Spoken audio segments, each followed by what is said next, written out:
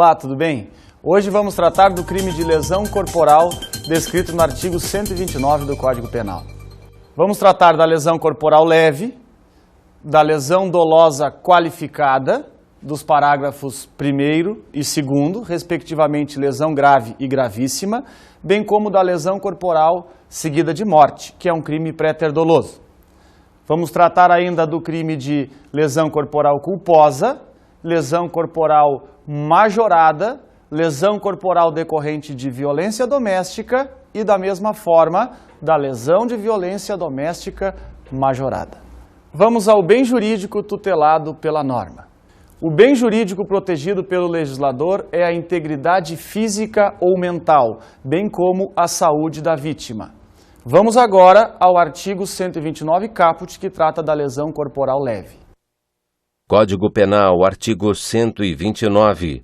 Ofender a integridade corporal ou a saúde de outrem. Pena, detenção de 3 meses a 1 ano. O que é a lesão corporal leve? Lesão corporal leve é toda aquela que não é grave ou gravíssima, bem como aquela que não é seguida de morte. Portanto, é a lesão corporal do artigo 129 caput. Vamos aos sujeitos ativos e passivos desta infração. Como sujeito ativo é qualquer pessoa. Qualquer um pode praticar o crime de lesão corporal. Da mesma forma, em relação ao sujeito passivo, qualquer um poderá vir a ser vítima do crime de lesão corporal. O sujeito passivo é tanto para os crimes de lesão corporal leve, bem como para todas as suas formas qualificadas ou majoradas. Temos alguns pontos que são discutíveis sobre a punição ou se não devem ser punidos. O primeiro deles é em relação ao corte de cabelo ou corte de barba. Pune-se se alguém for cortado o seu cabelo? E se for punido, será vítima de lesão corporal ou crime patrimonial? Aqui vai depender da vítima. Por exemplo, se a vítima for a Gisele Bündchen e a intenção do agente for cortar o seu cabelo para fazer um leilão e angariar fundos para si ou para outrem, poderá ser crime de furto. Então, além da vítima, exige-se a intenção do agente para saber se vai ser punido ou não.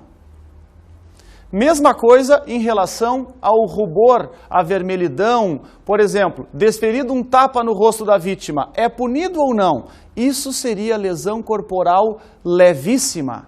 Mesma forma em relação a vômitos, mal-estar, ânsia ou qualquer ataque de crise nervosa. É lesão levíssima, portanto impunível. Neste caso, estaríamos tratando de um crime de bagatela, um crime ínfimo, mínimo, onde se aplica o princípio da insignificância. É um fato atípico, portanto, não criminoso. O crime de lesão corporal é um crime de forma livre. Por que de forma livre? Porque ele pode ser praticado de qualquer forma. Pode ser através de uma conduta ativa direta, por exemplo, agredindo a vítima a socos e pontapés. Pode ser de forma indireta, por exemplo, incitando um cão a morder a vítima. Pode ser ainda usando instrumentos contundentes ou pérfuro contundentes, pérfuro cortantes, como por exemplo um canivete, ou cortantes como uma faca. Pode ser através de meio tóxico, através de gás. O importante é que de qualquer forma pode ser praticado o crime de lesão corporal. Vamos agora à consumação e tentativa do crime de lesão corporal. Estamos tratando de um crime de lesão corporal que exige a sua comprovação. É um crime material, exige a prova concreta da realização da lesão. Com isso, uma perícia vai constatar a sua ocorrência.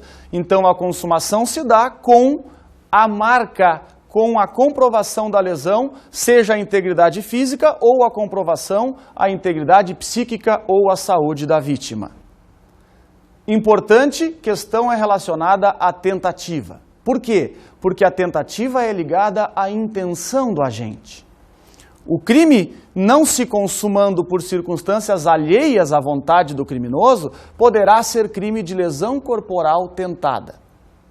Ocorre que nem sempre o agente exterioriza na sua conduta a sua intenção.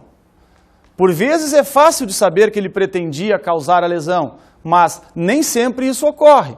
Por exemplo, em se tratando de lesões corporais graves ou gravíssimas, é possível a gente demonstrar que ele gostaria, por exemplo, de decepar a mão da vítima. Esta era a intenção. Não conseguindo, ficará na forma tentada. Porém, em relação à lesão corporal leve, é mais difícil, porque aqui é difícil de comprovar a intenção, então poderá ocorrer outras infrações penais. Uma destas infrações é vias de fato. Qual a diferença entre lesão corporal leve e a contravenção penal de vias de fato? Lesão corporal exige a marca, exige a ofensa à integridade física do cidadão. Porém, quando ela não ocorre, quando ela não se materializa, seja a integridade física ou psíquica ou a saúde da vítima, poderemos estar tratando de uma infração penal de menor potencial ofensivo. Poderá ser caso de contravenção penal descrita no artigo 21 da Lei de Contravenções, que diz cometer vias de fato. Por exemplo, um empurrão na vítima, um puxão de cabelos ou até mesmo um pontapé na vítima, não deixando marca, não será lesão corporal porque não houve essa ofensa, mas sim contravenção penal de vias de fato. Importante questão é relacionada à violência ou agressão recíproca. Pode ocorrer de duas pessoas se agredirem ao mesmo tempo. A agride B, B agride A. Os dois são agentes do crime e os dois são vítimas. Por quê? Porque no direito penal, o crime não compensa e a conduta do criminoso também não será compensada. Em direito penal, não há compensação de culpas, e sim concorrência. Com isso, se há dois agressores, os dois deverão ser punidos. Porém, é importante que se perceba quem deu início a esta agressão. Por quê? Porque se nós descobrirmos quem deu início à agressão, talvez o agredido só estivesse se defendendo, agindo então em legítima defesa, que é uma conduta lícita, portanto não criminosa. Agora, se por acaso não for descoberto quem deu início à agressão e essa agressão recíproca teve tanto duas vítimas quanto dois agentes, dois agressores, não há outra alternativa ao juiz que não seja absolver ambos os acusados. Lesão corporal grave descrita no parágrafo 1º tem 4 modalidades de qualificação da conduta do agente. Código Penal, artigo 129, parágrafo 1º. Se resulta, inciso 1º, incapacidade para as ocupações habituais por mais de 30 dias. Inciso 2º, perigo de vida. Inciso 3º, debilidade permanente de membro, sentido ou função. Inciso 4º, aceleração de parto. Pena, reclusão de 1 a 5 anos.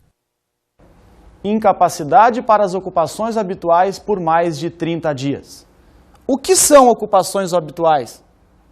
Qualquer coisa que a pessoa faça no seu cotidiano, no seu dia a dia, é ocupação habitual. Por exemplo, caminhar, pedalar, escovar os dentes, escovar o cabelo, trocar de roupa, amarrar os calçados.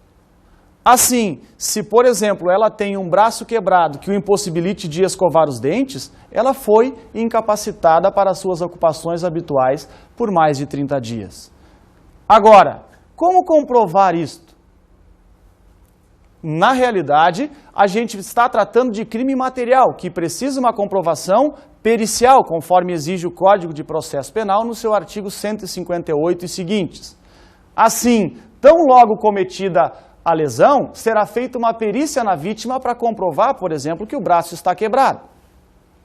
Mas, em relação ao tempo, se ficou incapacitada para suas ocupações por mais de 30 dias, significa que precisará ser feito um exame de corpo de delito complementar.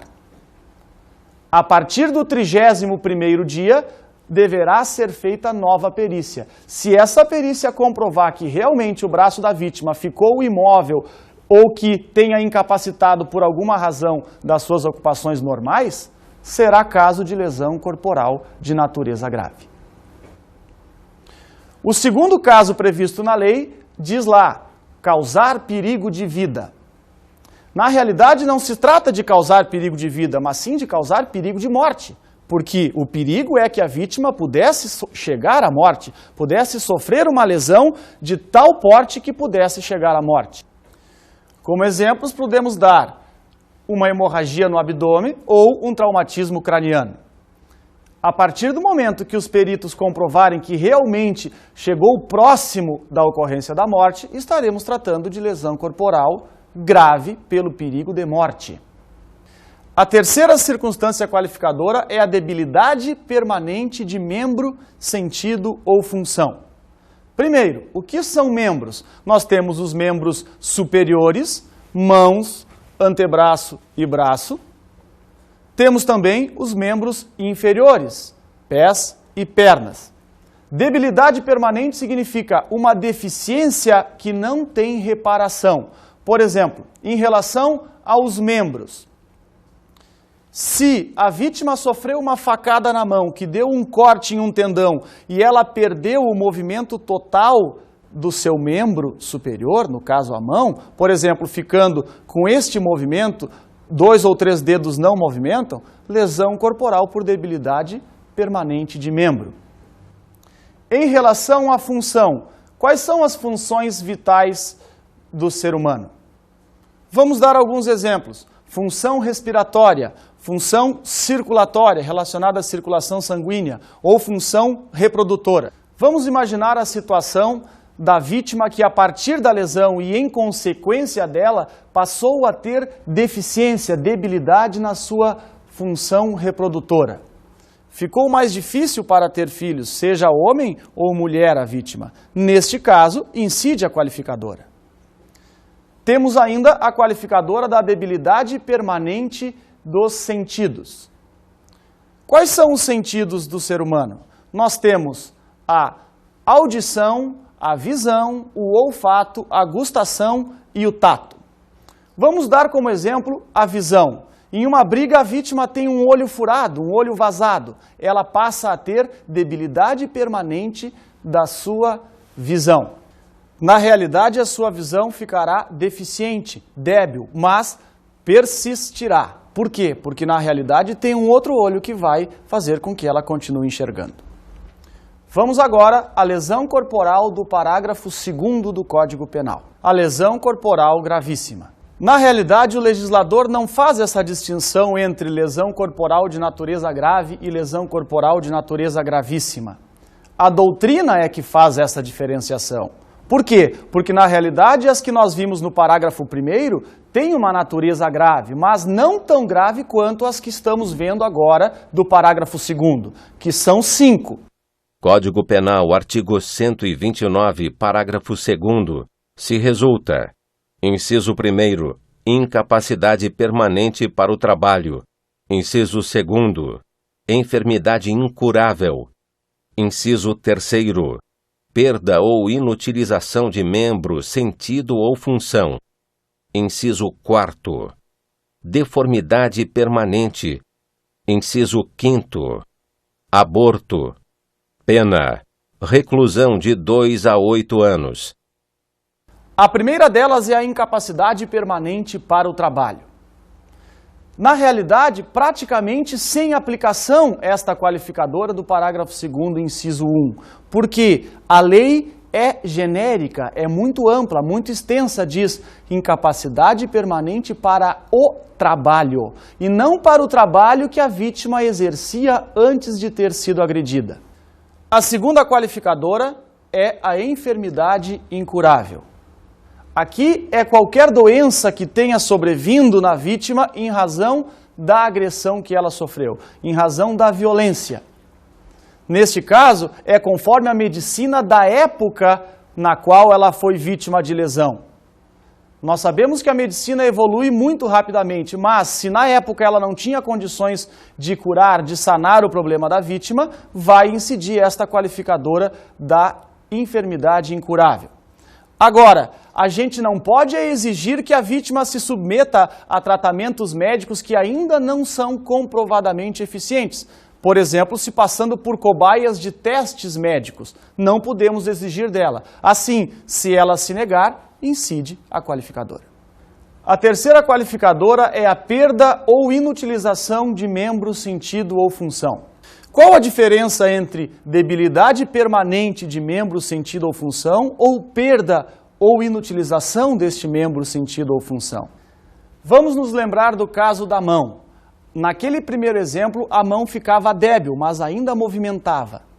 Agora, aqui não, houve a perda da mão porque ela foi decepada ou inutilizada pela perda dos seus movimentos. Não obedece mais aos comandos da vítima da lesão. Em relação ao sentido, lembramos do caso da visão, que teve um olho vazado somente. Agora, se fossem os dois, ocorreria a perda do sentido visão. Já em relação à função, o exemplo dado é que ficava mais difícil para a vítima a sua função reprodutora. E se na realidade, em razão das lesões, ficasse impossibilitada a reprodução? Nestes casos, incidiriam sempre esta qualificadora da perda ou inutilização de membro, sentido ou função. A quarta qualificadora é a deformidade permanente. Deformidade permanente é aquela irreparável de forma natural, em especial causando constrangimento, vexame, vergonha para a vítima ou o seu desprezo, sentimento de piedade. Vamos imaginar o caso de alguém jogando ácido no rosto da vítima. Nesse caso, vai causar uma deformidade permanente. Importante salientarmos que a gente não pode exigir da vítima que ela use de determinados meios para que não passe por esse constrangimento, como, por exemplo, usando cabelo, barba ou até mesmo passando por uma cirurgia estética para buscar esta reparação relacionada ao seu rosto. Neste caso, caso ela se negue a isso, vai haver, sem dúvida, a incidência da qualificadora. E se ela não se negar, os tribunais continuam dizendo que é lesão corporal gravíssima pela deformidade permanente. A quinta qualificadora é o aborto, a interrupção da gravidez da vítima. Nesse caso, estamos tratando obrigatoriamente de crime pré-ter doloso. Que é isso? É aquele que tem dolo no antecedente, na conduta de causar lesão, e culpa no resultado mais gravoso, nesse caso, o aborto. Por que obrigatoriamente crime pré-ter doloso? Porque se o agente, ao empurrar a vítima da escada, tivesse a intenção de que ela realmente viesse a abortar, não seria crime de lesão qualificada pelo aborto, e sim crime de aborto provocado sem o consentimento da gestante, descrito no artigo 125 do Código Penal. A próxima forma de lesão corporal qualificada é a lesão corporal seguida de morte. Código Penal, artigo 129, parágrafo 3º.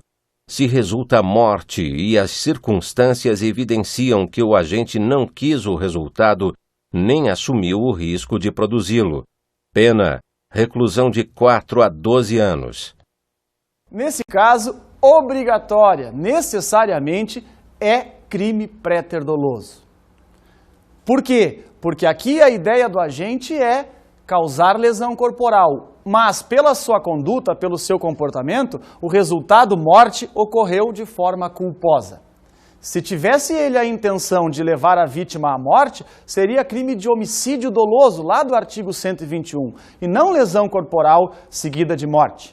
Como exemplo, podemos citar o caso do sujeito que agride a vítima com um soco ou com uma cadeirada nas costas e da queda ela bate com a cabeça na quina de uma mesa ou do cordão da calçada e vem a morrer. A conduta do agente era dolosa para a lesão, mas a morte ocorreu por culpa. Lesão corporal qualificado pela morte. Vamos agora à lesão corporal privilegiada, do artigo 129, parágrafo 4º.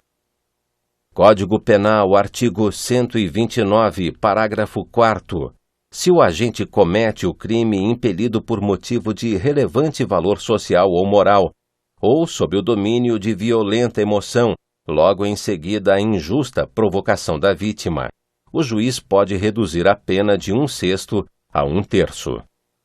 Neste caso, o legislador fez uma analogia ao crime de homicídio privilegiado do artigo 121, parágrafo 1º.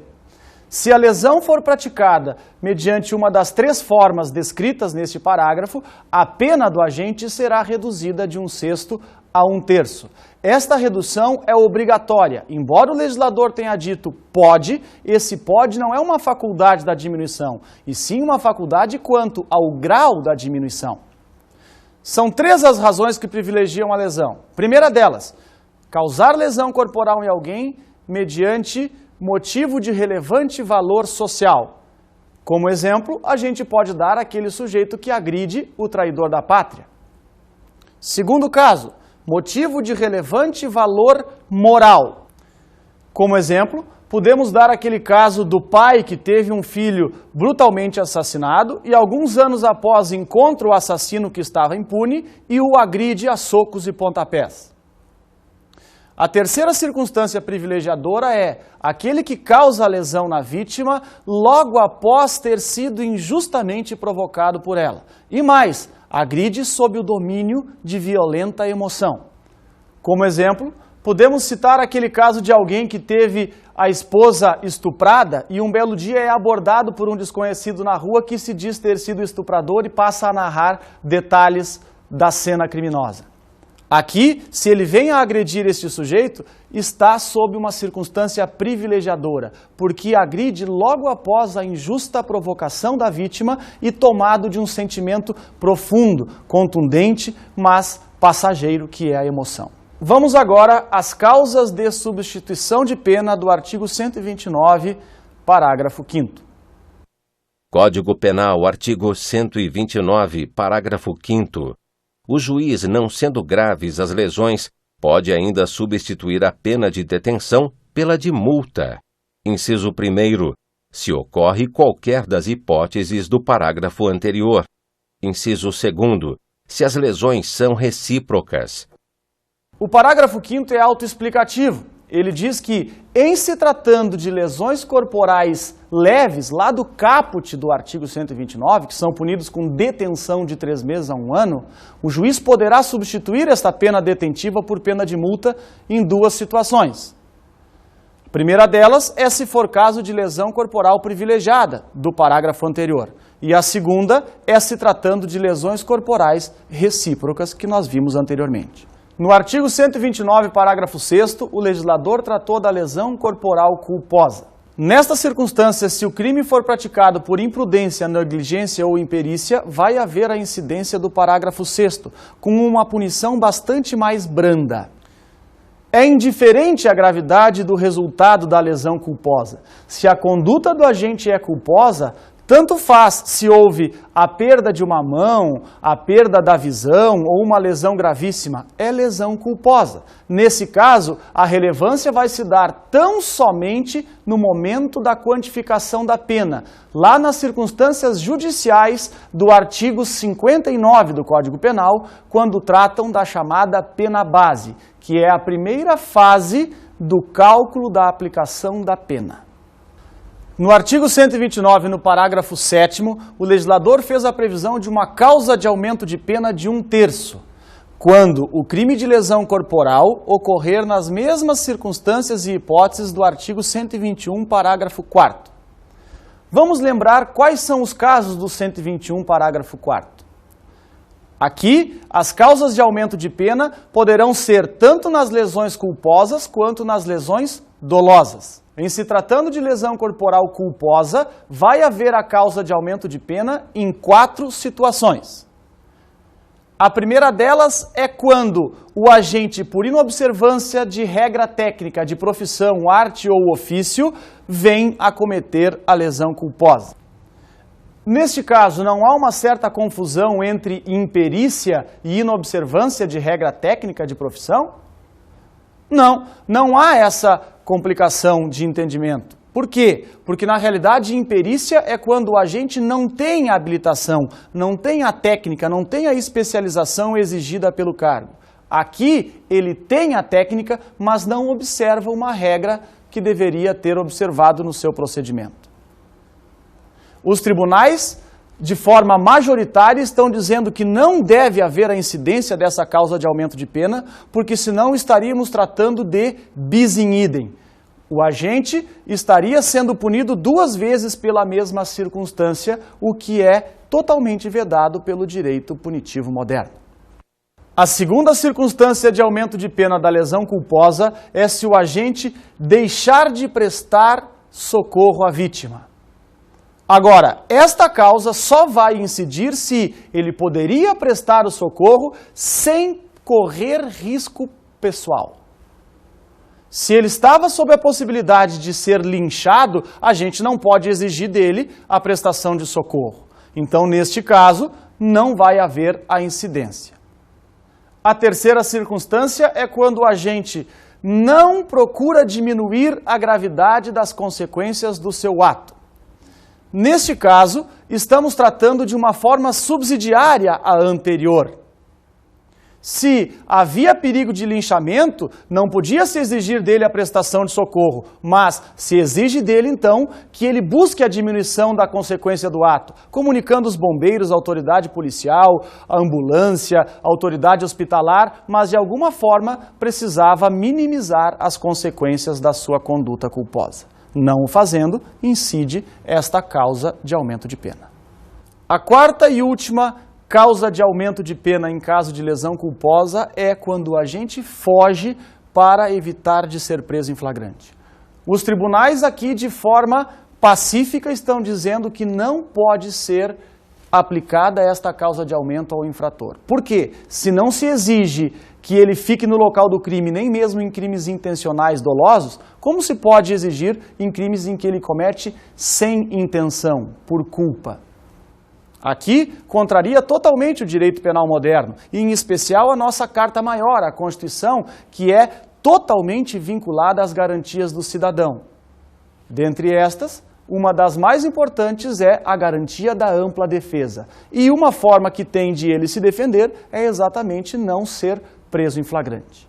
Em se tratando de lesão corporal dolosa, a lei prevê duas causas de aumento de pena.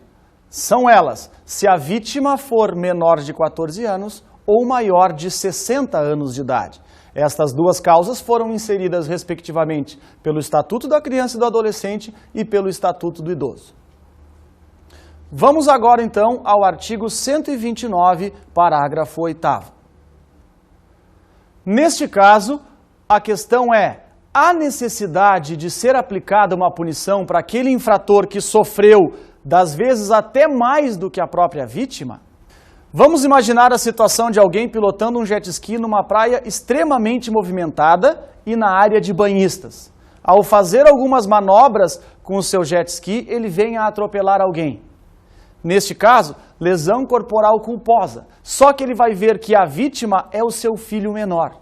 Pergunta-se, há necessidade da aplicação da sanção penal ou ele já sofreu o bastante com a sua conduta culposa?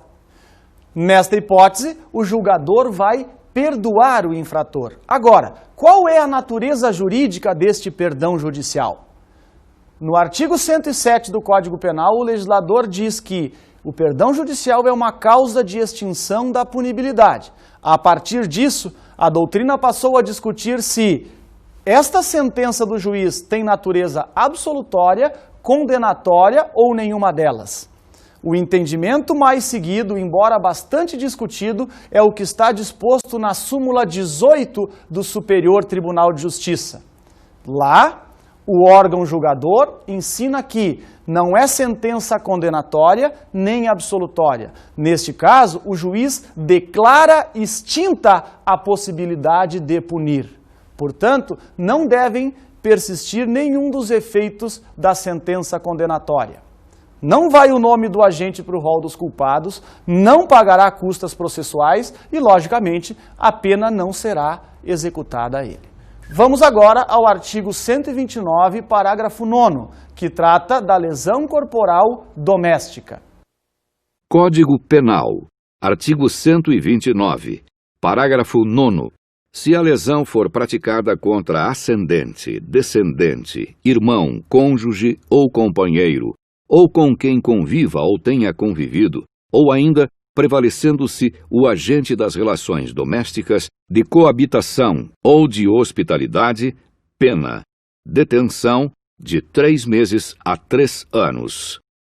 Vimos que este parágrafo é totalmente explicativo.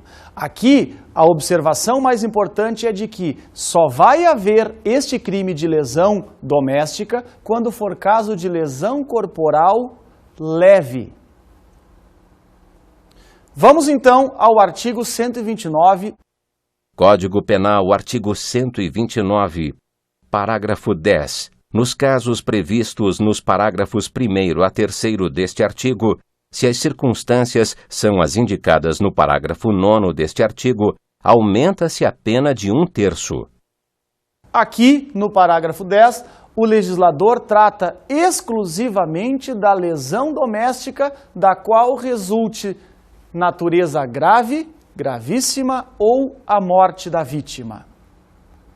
Nesses casos, não se incide o parágrafo 10 para as lesões corporais leves, que estes estão observados no parágrafo 9º. Vamos agora à ação penal nos crimes de lesão corporal. Em se tratando de lesão corporal leve, do caput do artigo 29, bem como da lesão corporal culposa do parágrafo 6º, estamos tratando de ação penal pública condicionada à representação da vítima, porque está expressamente disposto no artigo 88 da Lei 9.099 de 95, que é a lei que trata dos juizados especiais criminais. Em relação à competência, não podemos esquecer que todos os crimes cuja pena máxima prevista abstratamente na lei não excedam ao limite de 2 anos, o órgão julgador é o Juizado Especial Criminal, conforme prevê a Lei 9.099, em combinação com a Lei 10.259 de 2001. Porém, nos casos em que a pena máxima prevista abstratamente supere ao limite de 2 anos, compete ao juízo criminal singular.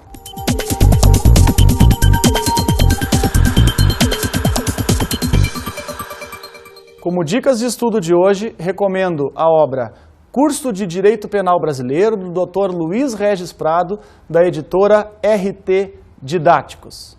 Por hoje era só, até o próximo encontro.